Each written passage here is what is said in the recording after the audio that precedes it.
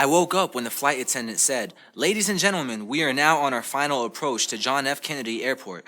I was scared. In a few minutes, I was going to be in a new country. I was going to have to learn a new language and adapt to a new culture. I looked outside the window and noticed that we had arrived at the airport.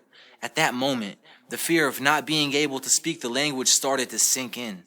I could barely put together a sentence. How was I supposed to get by in this country? The first time I dealt with the obstacle of learning a new language was in the security check line at the airport. I had brought back a bottle of cologne with me from Saudi Arabia.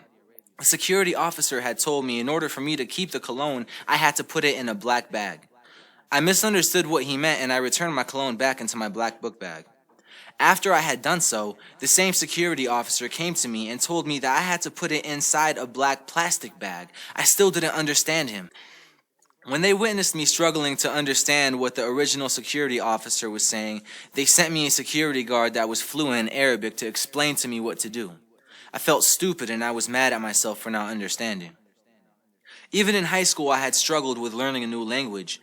On my first day of 9th grade at an American high school, I was afraid of the possibility of failing my classes, having a low GPA, and not getting into college.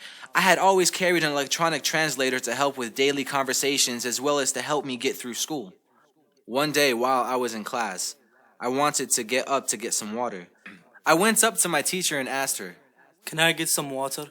Due to my accent, the teacher had trouble understanding what I was saying. I repeated the question a couple more times and even did the hand gesture of me drinking water to help her understand. She said, "Oh, water," with an American accent. She followed that by saying, "Oh, and you may, not you can. You have legs, so you always can, but you may because you asked for permission." The whole class started to laugh at me. I felt humiliated. It was my inspiration to learn the language better. Life is full of risks, and my life is no exception. I have taken many risks and gone through many dangerous obstacles in my life that made me who I am today. The day that I had arrived to the United States on my mother's scholarship, my life had changed and I endured the hardest obstacle of my life thus far.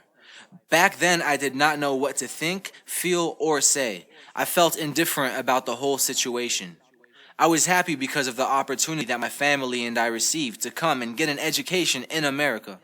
However, I knew there were many consequences and risks I was going to face if we decided to go. On the other hand, the situations I stated above helped me teach the language better as well as how to adapt to this new culture.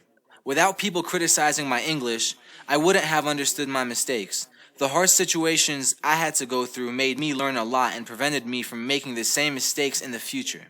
Because of my experiences, I am where I am today. I am a junior in college and have become fluent in the English language, and for that, I am grateful. Bangers. Lit. Good job.